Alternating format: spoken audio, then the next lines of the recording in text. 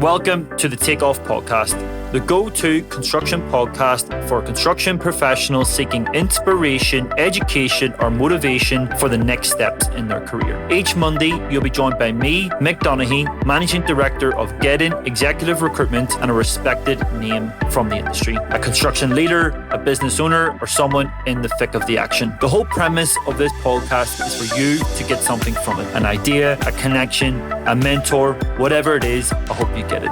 And I hope you enjoy the show. Without further ado, let's get into it.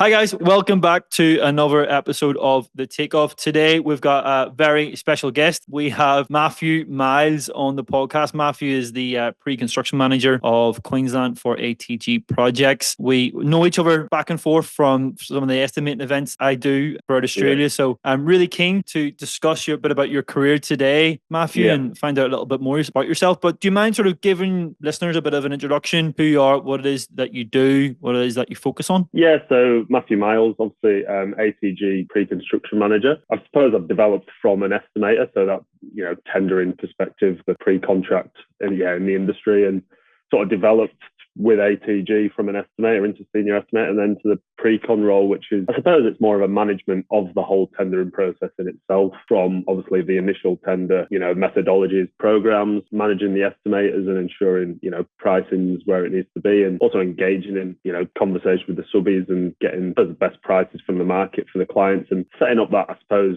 bid for the clients from a marketing point of view as well. And just all that front end work and then I suppose liaising with clients and a bit of a business development and that side of stuff. Excellent. Well, before we go into that, I'd like to go back to the early stages of your career. And I've just been doing a bit of stalking on your LinkedIn profile, mate. We've had a few beers before in the past, and I never actually knew that you were a chef de partie. That was it, yeah. Yeah, so you're handy around the kitchen then? Yeah, I suppose my mum kicked me out of the house at about age 14. It was like, you need to go and earn some money. So jumped into actually a Michelin star restaurant called the Box Tree, a place called Ilkley is where I grew up. Loved it in there. Worked there for a couple of years. Yeah, about the age of 16, jumped to a place called Monkman's, which was like a little fish restaurant, and I was there for 7 or 8 years on and off, full-time, part-time and the like. And I think it was probably age sort of 19, 20, I was like, this is not a long-term career. You're working from 8 in the morning, a couple of hours off in the afternoon, and then,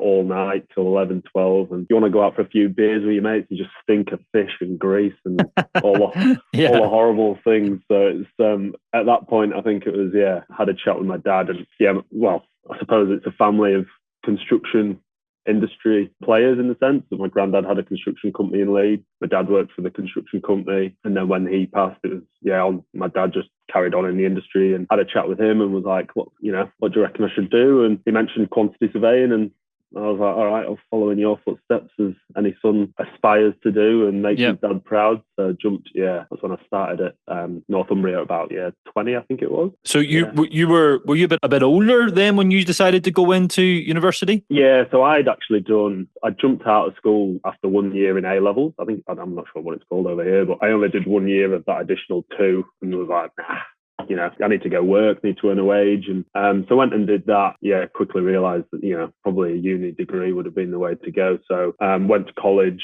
I actually studied aviation, of all things. Oh, yeah. I didn't want to be a hostess or anything like that. It was just one of those situations. I was like an engineer or something like that. So I went to college, got a college degree, and then went up to Northumbria for 4 years. I did a foundation degree and then the bachelor's degree. So it took me a bit of time. 24, I think it was, when I finished. This is very weird. I don't know why this is, but you're the third person I've had on the podcast who has studied aerospace or aviation of some sort. I had Joe Fusca. He's he owns Graphite Project in Sydney. Yeah. And so he comes from an aerospace engineering background, and I don't know what it is. Maybe it's just that engineering mindset. They're going into the numbers and estimating side of things. So at that age, then you decide, right, went through college, I'm going to go and do a degree. Yeah, I think it's time to get a uni degree. And I suppose my dad had always instilled that sort of education, get as much, always learn education. I thought, okay, I'll go and do that. So I went to Newcastle, and then I was basically doing a bit of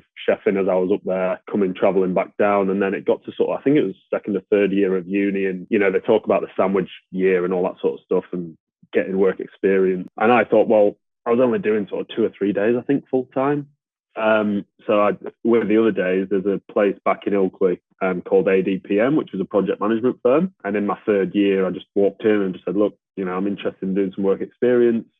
I'm at uni. Is there anything you'd be interested in taking me on for? So a guy called Andrew Askett, his name was, and he jumped at the chance, and I worked there for a couple of years. And I suppose it was primarily in the car showroom automotive industry, and it was awesome. It was a great introduction to the industry and what everything was about. And I spent a couple of years there until I finished my degree. I love hearing these sort of origin stories, right? So a lot of guys that, obviously I'm in the recruitment industry, and I get a lot of graduates coming to me all the time, like, can you get me a job? And I'm like, listen, don't speak to me. You need to be going out there doing your own networking, your own door knocking kind of thing. So did you 100%. Literally walk into that business one day, Matt, and literally that's how that opportunity came about? Yeah, literally it was a place called Church Street, and there was this little silver placard in ADPM, and I was sat there thinking to myself, like, surely that's going to get me ahead of the game, is getting in somewhere early, doing that part-time for a couple of years by the time I finished uni. I suppose working in a kitchen and having, that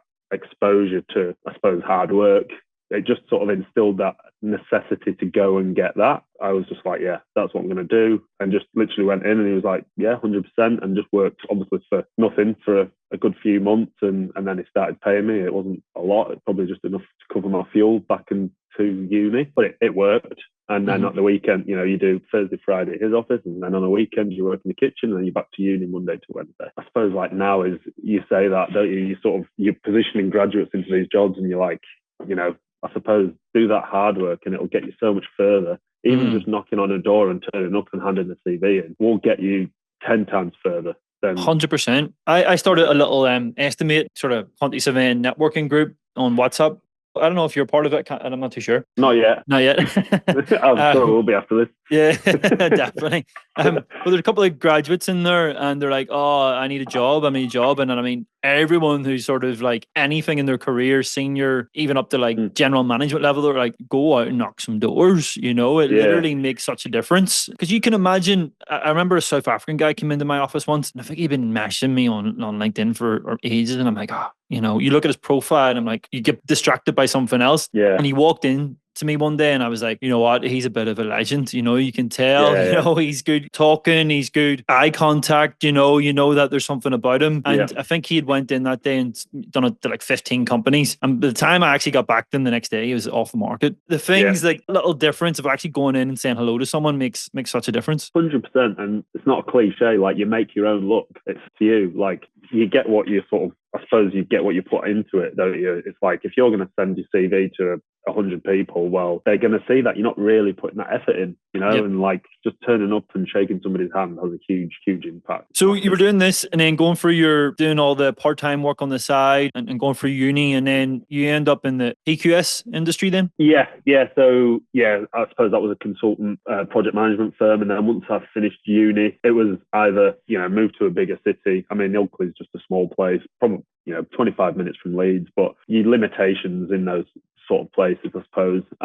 So at that point, I finished uni and applied for Glee. Again, direct straight in, and went and had a chat with them. And got offered the role for Glee in Manchester and a PQS role as a graduate. And started there, which was, awesome experience, I suppose. So talk to me a little bit about that. So describe your town that you come from. Is it like a small village? Like, what is it like? Yeah, very small village. The one high street. Everybody knows each other. You go to a pub on a weekend and there's 20 people you don't even need to go out with anybody, I suppose. But it's a lovely little spot. And there is a lot of industry there, I suppose, given it's on the train line to Leeds. So it's, perfect little spot for people, to, I suppose, travel to and live to travel to Leeds and the likes. Lovely moors and all that sort of jazz, and nice countryside and good pints. So that's all you want, really.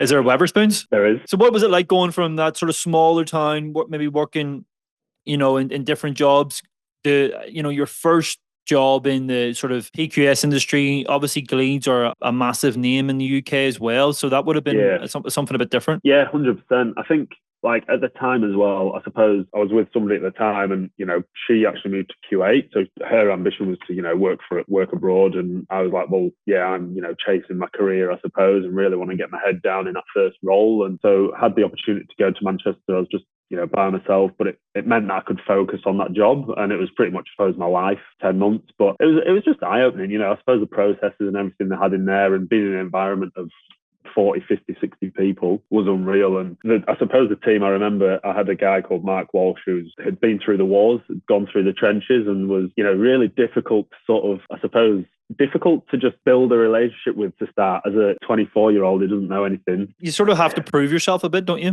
100%. And it was, and that was it. It was 60 hours a week, sat there just grinding and just trying to prove yourself and trying to make them respect you. And it was awesome. We were put on Warrington Town Centre development, which is just outside of Manchester. And it had everything. It had a multi-storey car park, cinema, retail, offices, hundreds of millions of pounds spent on this redevelopment. So you just got to see everything. Every little stage was at different stages of build. So, you had some at pre-contract, some in contract, some on site. And it was me and him working away on that. And then we had a director, Steve Green, who was sort of, I suppose, the regional director there. And both of which, very hard line, sort of, when you stepped out of line, or, you sort of, I suppose, that instill that respect and discipline into you, I suppose. And it was an awesome introduction, I suppose, into QSing and basically just working hard and getting the job done. It's quite cool because what I sort of take from that, and I sort of kind of resonate with sort of my career, that when I got that first real job, there was like a standard that they were used to, and it was like, I want to get that standard, and like they weren't over like, they weren't being too cuddly with you. And, you sort of look back at that and go, that benefited me so much because it gave me the work ethic, the drive. You got that chip on your shoulder to prove yourself. All of those sorts of things like make so much difference. I think sometimes we can maybe like protect and keep like grads too much wrapped up in cotton wool. 100%. And I remember sitting in meetings with Steve Green alone at like 7 p.m. at night. I'm sat there with one of the directors and board member of Gleed, huge, and there's me, 24, absolutely shitting his pants, just like going through stuff and trying to hide things, trying to hide errors that all of a sudden he's just gone, wait a minute, this doesn't add up. Yeah. And I'm like, how do I get myself out of this? And they just see straight through it. And from those early career moments, you sort of learn those, I suppose, the rules that everyone talks about. If you made a mistake, put your hand up. All these things that I suppose build respect in relationships in the workplace. And like I said, it was unreal and positive impact on my career having those sort of mentors at that age. Someone said to me earlier today, you'll learn more in those first couple of months working with someone in a construction role than you'll learn in 3 years of a degree. And mentors seem to stick with you as well. Like they're always around, they're not going to be there every moment of the day, but you might be one phone call a year, a couple of text messages here and there. And that's it. Mark, maybe we touch base once a year, but I know that if I had a question or I was struggling, or I could easily email Mark. And I know Steve would do the same. I haven't spoken to him for a while, but suppose directors at that level, they're just that busy. But I suppose I've had that through my whole career, and there's something we'll touch on later as well. You're in Gleeds for what, like a year? Yeah. Kind of decide to try something new? Well, yeah. So, I mean, again, I suppose it's the work ethic and the drive and that sort of, those attributes that helped me get my position in Brisbane. So I got dragged into a meeting with Mark and Steve probably 10 months into my graduate scheme, and they said, there's a position open in Brisbane, which we think you'd be great for. Do you fancy it? And I was like, where's Brisbane? Never heard it. Literally never heard of it. I was like, and then, Australia. And I was like, to be honest, I'd never really thought about coming to Australia. I was always a bit like, it's just a hot England. Not really that bothered. They've got spiders and snakes and all the horrible things that want to kill you, even magpies. I was just like, let's go for it. So offered me the role and rung my partner at the time and said she was in Q8 still and obviously loving living abroad. And I was like, do you fancy Australia? And she was keen at the time, and that was it. 4 weeks later, landed in Brisbane, and you could say the rest is history. Wow. That's actually, I didn't know that's how it all came about, So like obviously you go from Gleeds in the UK, massive company. I know Gleeds in Australia, it's slightly different sort of setup. How would you, describe what you were doing in the UK compared to what you were doing in Australia? I suppose at the time when I landed in Brisbane, there was only, I walked into the office, it was a space in Christie Centre at the time. There was only 4 of us. I've come from Gleeds, Manchester, which was big schemes, multiple consultants, everyone, you've got a full team, processes, the REBA stages, you've got stage 1 to, all these specific processes on how things should be cost planned, how they should be designed, where the briefs were, all the specifications. Yeah, I suppose process driven, and this is what we need. This is how we do it. This is how the RSCS does it, and that's the way it is. To then an office of 4, which I think at the time was when there was a lot of residential building around 2016, 2017. There was a lot of apartment buildings going up, and we were doing a lot of those, particularly for foreign investors. And there was some mining work and bits and pieces here and there, and a lot of adjudications and things like that, expert witness. But it was just all of a sudden you were just 10 different projects, all at different stages. You are the guy. You need to speak to consultants. You need to go and speak to the contractor, and you need to go to site. So where I was probably, exposed to a lot of knowledge and learnings in the UK, and this is how we do things. And, if you do that, yep, we've got a QA process. It's a case of, here you go.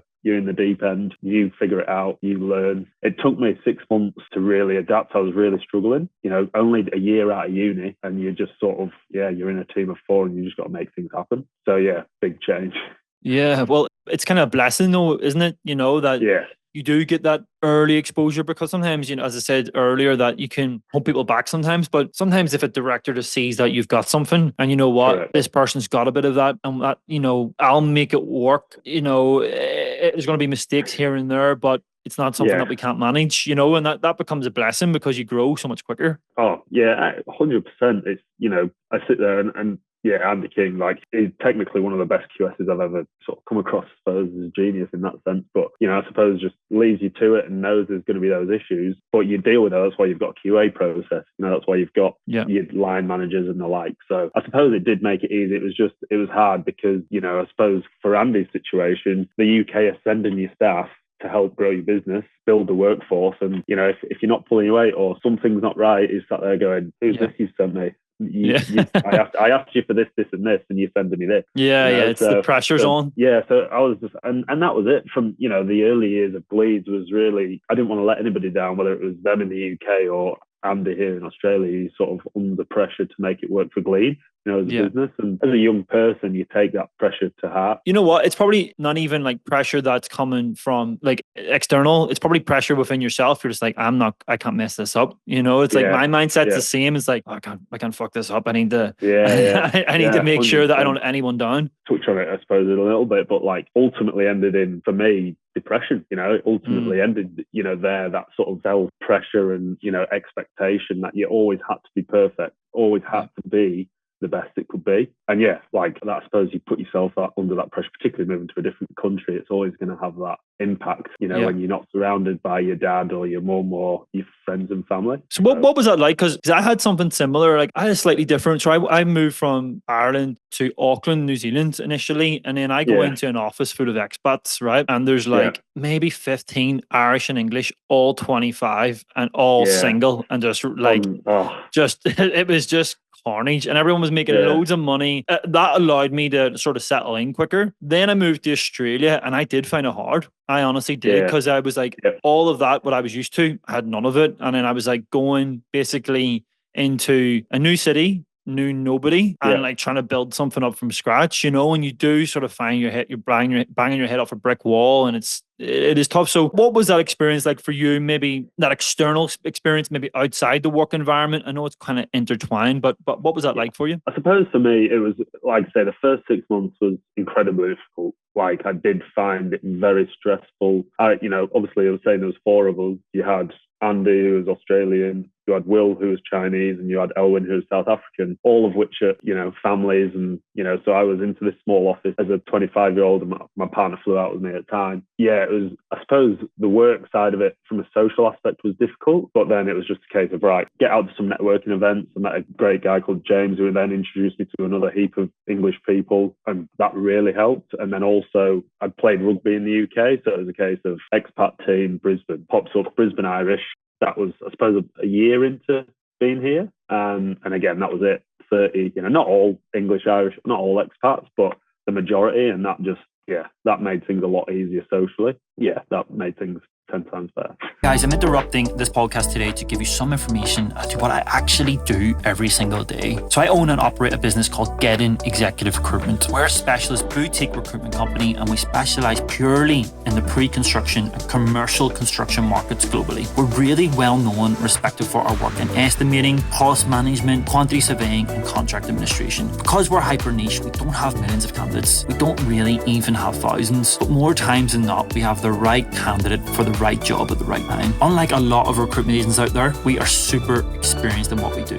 We understand the market, we understand what makes our clients tick, and our candidates tick too. Each and every single assignment we work on undergoes an extensive executive search process. It's robust and it works 100% of the time. We've also got a team of 5 researchers who map our markets out globally within our niche. They're amazing. They allow us to work fast, which saves our clients time and money too. So if you're interested in our process, drop us a message. Now back to the episode.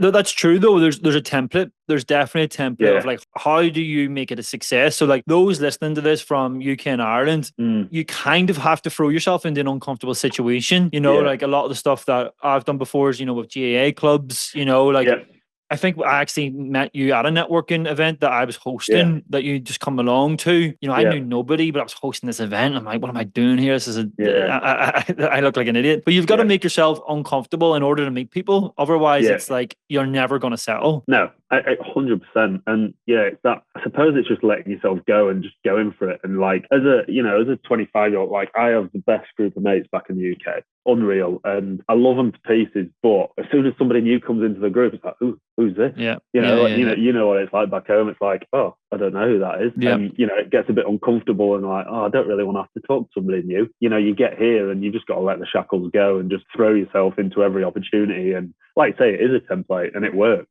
It really does. And like I've met some awesome people playing rugby, and through that there's more and more people, and next thing you know, it's nice and easy to settle in. It's good as well when you have people from like your own sort of environment. Like it's because it's great obviously meeting new people, meeting like new cultures, and whether it's Aussies or whatever. But similarly, it's nice to have a bit of that piece of home, you know, that like, oh, I can have banter with him. He knows what sarcasm is, you know, he knows I'm just taking the piss here. It's not, I'm not offending anyone, you know, so it's good to have that. So you have an interesting story, Matt, because one of the things I wanted to chat to you about is that you actually decided to go back to the UK, but then you've returned back again. So talk us through that. I suppose that's where there's probably a couple of years of just, I suppose, really difficult times. You know, it's never, you know, you look on Instagram and people look at the nice beaches and the blue skies and think it's all rainbows and sunshine, but like you say, you're under pressure at work to deliver. You don't want to let anybody down, and it got to the point where it's just the stress and pressure I was putting on myself, I suppose, more than anything, to just make it work, to be like, this has to be it, this is it, you know, this is the life that you've always wanted. And it got to the point where I was, I suppose, diagnosed with depression,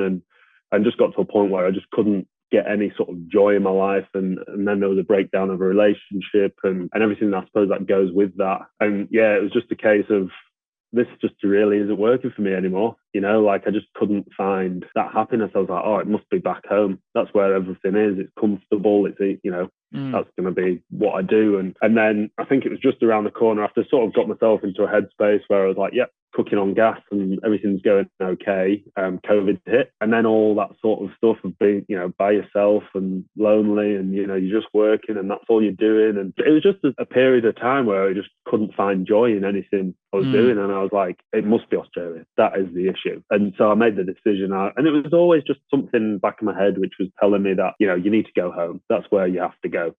So I made that decision sort of a year out, you know, once COVID sort of calmed down. I was like, right, I'm off. So, you know, there I was picturing a dream life in Yorkshire with the rain and the clouds. And so, got back to the UK, and I probably did myself a disservice. I was still actually working for ATG. I was working remotely estimating, and we were just working through that and seeing how that worked, because it sounds pretty good, you know, working evenings through the week and having your day to yourself. And that was going okay. Obviously, IT issues and the like, that was not ideal from a communication point of view. But I basically set myself up in Leeds by myself in a flat, single bloke. Yeah, this is going to be great. Like all the rest of it, and all my mates, I'm going to see them all the time. And then you quickly realise they've all moved on with a life without you. You know, so have your family, and you expect to be seen. You know, you have this image in your head of what being at home's like, and you know, seeing your mum on a Sunday and having a Sunday lunch, and seeing your mates every Friday and Saturday. And you quickly realise everyone's moved on, and they're all just settling down, and they're all doing their own thing, and it's not what you thought it was going to be. And that's a quick realisation that you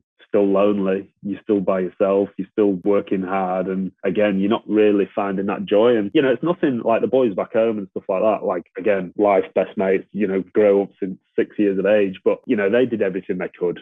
But you just sort of know, you just go, doesn't feel the same. You go to the pub, but in Australia, you're sat there doing triathlons and going to the gym because the weather's awesome, and you're just going out for runs, you're going out for walks on a Sunday, and it's, you know, getting your coffee. Whereas UK, you're going, oh my God, it's miserable. Like honestly, the weather, like I never knew I was a weather person. I was like, nah, the rain's fine. I love going skiing. I love the cold. Makes a huge difference. Massive. It's funny because when I first moved, you got to Australia a bit before me, but I moved in 2019, and then there was a drought. I think there was a drought for like 8 months, and it didn't rain for 8 months, and I was just pining for it to rain. I was like, oh my God, I want the rain. But on the flip side of that, you know, I can just imagine going back to, you know, that home environment. And every time I've went home, you know, previously, like all these things that you miss, you kind of like, you miss them, and then you have like that week where it's all good, or 2 weeks, and then you're like, oh, okay, let's get back out. So, I mean, how long did it take you to realize that you'd made a mistake or that you wanted to return? It was probably 6 or 8 weeks, I'd reckon.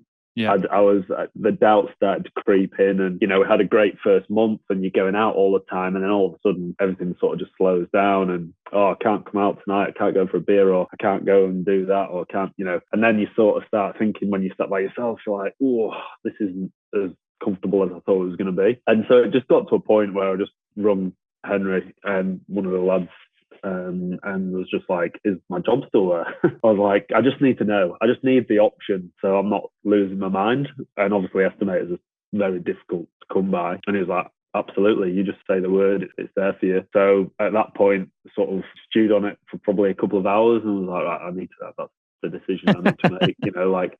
And I think it's just more so, just like you say, I had such a good time in those, you know, couple of weeks, 3 weeks. I was like, well, is it not better for me to live somewhere like Australia and fly back when I want and have those weeks when I need it, rather than the other way around? You know, like it just made complete sense. And, you know, I suppose you built a network over 6 years, you know, and professionally as well, you're sitting there going, I've just built this awesome network just at the start of, you know, that sort of snowball effect of real value in your network. And you're going to just slice it off at the knees and start again. I was like, sounds like career suicide to me, which it wouldn't be. You'd obviously make your way, but it's still those sort of things just... It does take time. Like, I think the value of network is insanely powerful, especially, say, in estimating, where, I mean, you rely on subcontractors, don't you? You know, so imagine you're going back to the UK, you're doing that, you know, all of a sudden there's 3 or 4 other guys in the estimating department who already have all those relationships. You're trying to get started again. You're kind of going back to where you were. It's a bit different. Say if you were going in as maybe a contract manager in on a project, it's like you can work your way out on that. But if you're going back working in estimating, and even more so if you're doing remote estimating, it must have been even harder, you know?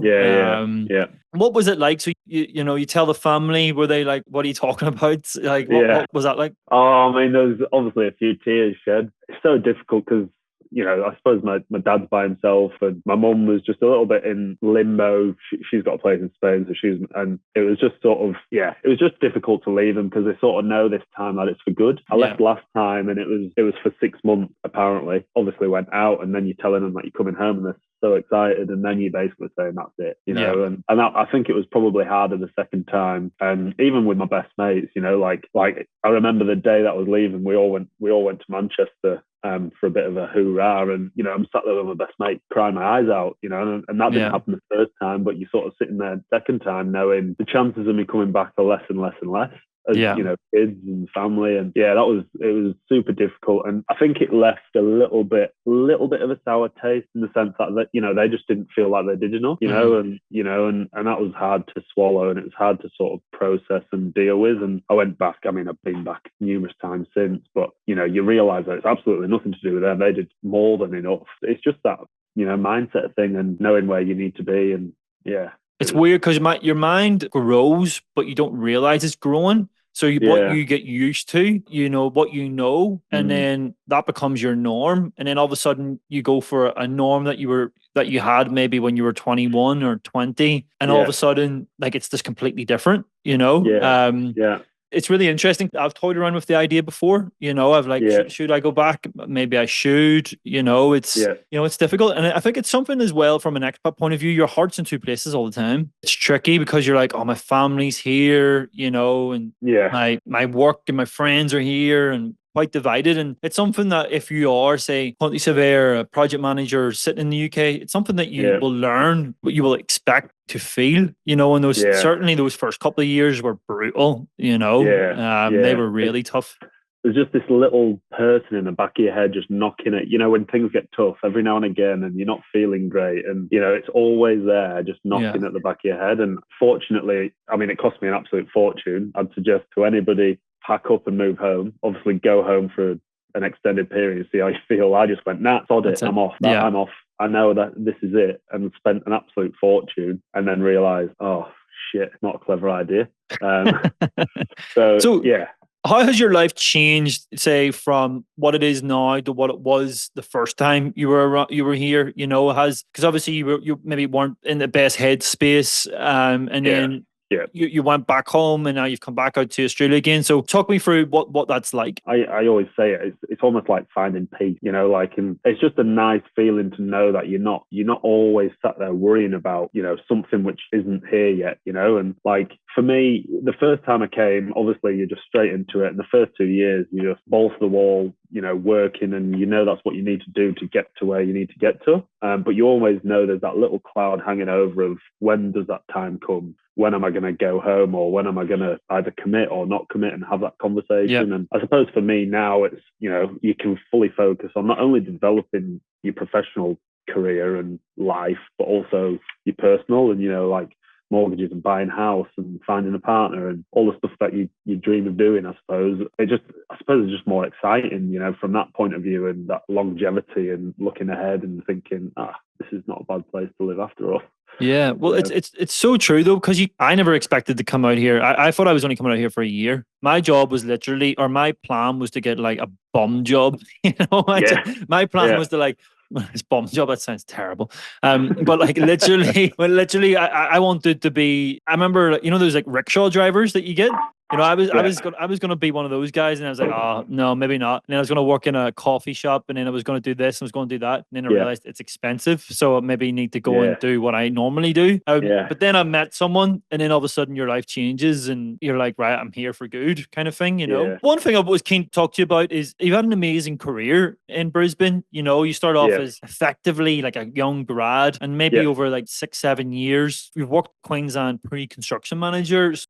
That's some achievement, Matt, but congratulations. No, I appreciate that. No, I mean, and like I say, I suppose it's hard to explain, where it comes from, but I think it's instilled in those early years, of like the work ethic. And my mum, I remember I had a milk round and a paper round before I went to the kitchen, and my mum was like, get out there and earn your paper. Don't come asking me for any money, and it's that sort of, I suppose, self-sufficiency that you need when you move abroad, and the ability to just go and get it, and like things aren't just given to you. And and I suppose that's something that you're seeing a lot in the market at the moment, is people just expecting things, as you say, like this is what I expect, and you come in and you cruise, and there's a lot of that sort of attitude, I think, complacency maybe, but I think as well just being a good person helps, just doing the right thing and a bit of integrity there to do what you're going to say and say what you're going to do, and pushing on. As you say, the network's, I suppose, a big one, particularly for me in that sort of pre-construction role, is like being able to leverage those relationships, obviously when they need it, but also when you need it, and the back and forth that, with clients and with subcontractors, and developing that, like say, I suppose, critical, because that's where my value is. if you think about it, like no matter where I go and work, it's about who I can ring on the phone to get something I need, which is both upstream and downstream, So, it not only works for a client who wants a cheaper price, but also works for a subby who needs work, or, that give and take. And I'm definitely starting to realize that as I get older, it's not necessarily about, because I've done the measurements, I've done the hours of just counting bricks and counting cladding and all this sort of jazz. It's more so now is developing that network and the value that adds to companies, really. Well, it's so true. It's like I have a conversation with people. So you might get someone who has 20 years experience working, say, in the Middle East or somewhere like that. And you've got someone who's 20 years experience working in the local Brisbane market. They may have very, very similar types of experience, but the reason why this person gets paid more is because of the people that they know, So everything comes down to who do you know? Like largely it all comes down to that. Like if you know the best people then and you have a relationship with them and you can leverage off that, that goes a lot further than a degree, a qualification, a membership to society, anything like that. Like, I look at some of the builders, obviously like Hutchies are the biggest builder in Queensland. Yeah. And a lot of their success comes from their relationships. Yeah. I mean, we're pricing a job against, I'm not sure if I'm allowed to say, but anyway, we're pricing a job against Hutchies in the sense, all of a sudden we've gone from tendering against tier 3 builders, tier 4, whatever, I don't know which tiers in these days, but you go into a Hutchies tender and all of a sudden we've got 12 structural steel prices. We've got 10 electrical, and you're like, what? And this is because Hutchies have that attraction and those people who, can attract that amount of interest. And that's where that's where the value is. What the market then is saying. Like you say, it's that ability to be able to leverage those and have the name Hutchies, and all of a sudden, like say for us, like this is great. All these new subbies that we can reach out to and touch base with, and it's definitely interesting for us. I love that. And I mean, I think that is construction. Like when I speak to people, say, hey, what is the most important skill set within construction? And I'll maybe put that to you to see if you give me the answer that I'm looking for. But what would you say the most important skill set is for construction professionals? I think it's personability, that sort of, what is it? I suppose it's the willingness to put yourself in a difficult situation, like you say, and have that charisma about you to really ask the hard questions, and have the difficult conversations. Like that to me is what it boils down to, because, I see people in offices who are awesome at their job, but they don't want to speak to people. They are very reluctant to have that difficult conversation, and negotiate, really push, the relationship, I suppose. And you find that the people who do excel are the guys who are picking up the phone, getting subby, people into meetings and really pushing it. Like I say, we just got Mick Bowles on board as a senior estimator. He was actually my boss before leaving, and now we've sort of swapped roles. And, somebody with that experience, you're talking 20 years experience straight away is just, already on the phones, meeting people, bringing subbies in, getting the best solution to the clients. And that's what you pay for. And that's, that's how you get to the top, and that's how you get paid the most. Yeah. And so that's exactly what I speak to people and I say, what's the most important? And they all come back and say it's communication. Communication, like the ability to communicate, whether that's a hard topic, an easy topic, whatever it is. But you those are the fundamental skills. That your measurement, your technical skills, they're all important. But if you can communicate with someone effectively, or you can, that again is building relationships. It's again allowing you to build relationships with the best people, all of those sorts of things. So how do you see the market at the moment, Matt? So obviously working in the Brisbane market, doing a lot of work in that sort of tier 3 space. How do you see things? Definitely interesting, because I suppose you're just reading and listening to so many differing opinions, like it's so challenging at times. You're sitting there going, oh my God, we've got the Olympics, we've got all this infrastructure spending, we've got where's all the resource coming from? But when you're only operating, and you're picking jobs between 2 and 20 mil, there is quite a lot of work in that space, and, the pad site work and, resi 4-level resi towers. Like, I think we're always just going to be struggling for resource, Like that is just going to be, I suppose for us, we've been looking for estimators for 18 months probably, and we just cannot find anybody, like I say, who fits that role of being able to communicate and manage subbies and also measure as well, and has that sort of QS background. That to me is probably, I suppose, the biggest risk to the industry at the moment, for me anyway, personally. And as again, trades, like we've had so many trades, letting us down just from a resource point of view. And they are holding their hands up and going, really sorry guys, but this mate over here has just paid 25% more money. And you're sitting there going, and you're trying to tell that to a client, and they're going, sorry, we'll be applying LDs at the end, however it goes. But from that side of stuff, it's the biggest risk. But I suppose there's plenty of opportunity as well. I mean, unfortunately, there is that sort of pinch on the market where there's just been a lot of bad contracts. Over the past couple of years, by the sounds of it, a lot of people entering fixed contracts that haven't been very favourable to builders. And I don't know if that's a COVID hangover. Is this like a lump sum contract kind of thing?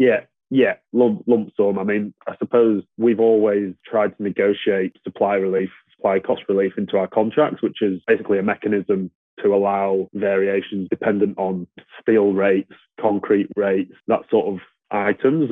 And that's definitely been a saving grace for us, certain jobs, going through COVID for 2-3 years. You look at, I remember when Rio was in the ones, it jumped up to 2,400 a tonne. You're talking, that is significant cost increases, and you can't imagine what they must be paying on Queen's Wharf and those sort of jobs. So yeah, I think there's obviously been, unfortunately, failures in businesses, and companies going under, which is unfortunate for the whole industry, but that in itself presents opportunities and the ability to then attack work and go for work and find work, and and it's sort of, particularly for us in that tier 3 space, has been quite fruitful in a sense. I think that tier 3 space, I think there's so much opportunity. So I'm seeing a lot of tier 2s now going into that EBA agreements, moving away from the, say, 20 to 50 million. So you may have had like pretty reasonably sized national tier 2 main contractor doing a 40 or 50 million dollar job.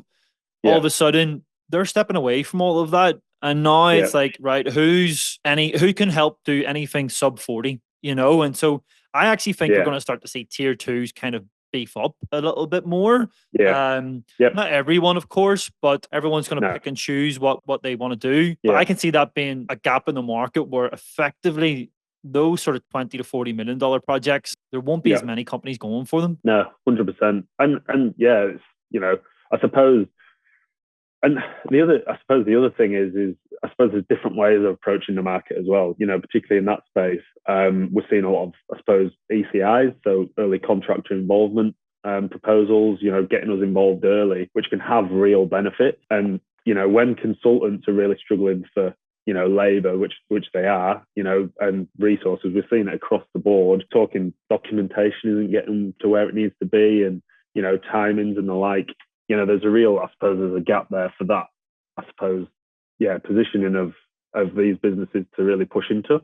So yeah, it's a good market to be in, and definitely noticed margins increase. I remember before COVID, you're talking, some of these builders are going in at 1 or 2%, and you're sitting there going like, well, what are we doing it for?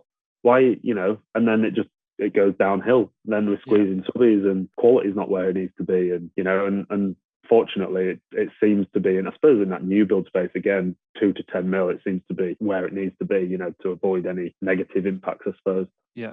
So how has your career changed, from being that young QS in Manchester to where you are now? Do you feel like you've evolved? Yeah, 100%. Like, I think it's just, I suppose, developing as an all-round professional in a sense. And it's the ability, like, say, to go out and speak to clients, but also to sit down with subbies and have hard conversations. You develop that experience over time, and those are the best communicators, I suppose, are the people who can change based on who they're speaking to. You can't be always that mean, angry guy, because that's not going to get you very far. It's been, and that's, I suppose, a little bit of the way I am. I can be a real grumpy sod when I want to be, but I can also just be a laugh and a bit of a giggle and have plenty of banter. So, I suppose that's the main way I've developed. I mean, I'm always keen to learn, and I've realised in my career that when I stagnate and I'm not learning is when I really start to suffer. I just find I struggle to find my purpose. I'm a bit like, all right, is this it? Just going up to work every day, being a bit like, this isn't ideal. So, I've always got things to learn, particularly around that and interactions with the market, I suppose. But I mean, I still love measuring from time to time and getting on cost decks and estimating and getting into the grunt work. It's something therapeutic about it. It's like ironing, it just takes away the No one's ever said ironing's therapeutic. It is for me. I don't know what it is, but I don't mind it. Yeah, I'll drop a few bags off at the weekend if you want. $50 a bag.